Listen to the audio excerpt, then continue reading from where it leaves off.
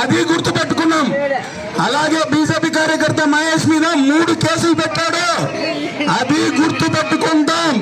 నేను ఒక్కడే చెప్పేది, ప్రతి ఒక్కటి లెక్కతో సహా తిరిగిస్తామని కూడా తెలియజేస్తున్నాం. ఎందుకంటే రాజకీయాలు పవర్ వచ్చినప్పుడు ఒక విధంగా, పవర్ లేకున్నప్పుడు ఒక విధంగా కాదు. పవర్ ఉన్నా పవర్ లేకున్నా మీ వంట్లో సేవ చేసే పవర్ పెట్టుకొని ముందుకు పోవాలి, అది రాజకీయం అంటే.